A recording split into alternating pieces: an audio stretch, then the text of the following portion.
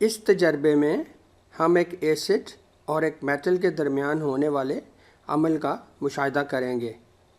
اس کے لیے ہم ایک کونیکل فلاسک میں زنک کے چند ٹکڑے ڈالتے ہیں اور ان کے اوپر اتنا ہائیڈروکلورک ایسڈ ڈالتے ہیں کہ وہ اس میں ڈوب جائیں۔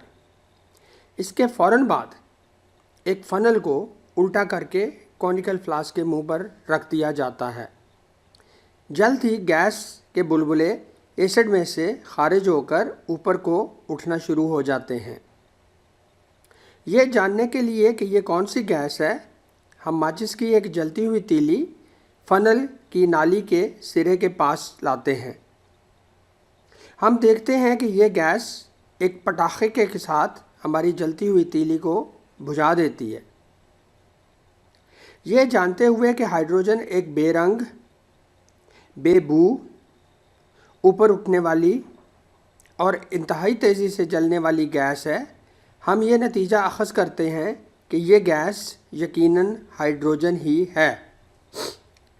اب سوال پیدا ہوتا ہے کہ یہ ایک پٹاخے سے کیوں جلی اور اس نے ہماری تیلی کیوں بجھائی؟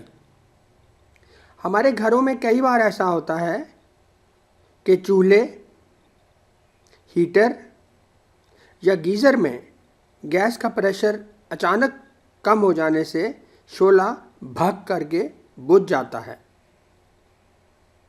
یہاں بھی چونکہ ہائیڈروجن بہت کم مقدار میں اور بہت آہستگی سے اوپر آ رہی ہے، اس لیے ٹیوب کے سرے پر پہلے سے موجود گیس ایک پٹاخے سے جلتی ہے اور اسی دھماکے سے ہماری ماچس کی تیلی بھی بجھ جاتی ہے۔ اس پورے عمل کو اس کیمیکل ایکویشن سے ظاہر کیا جا سکتا ہے۔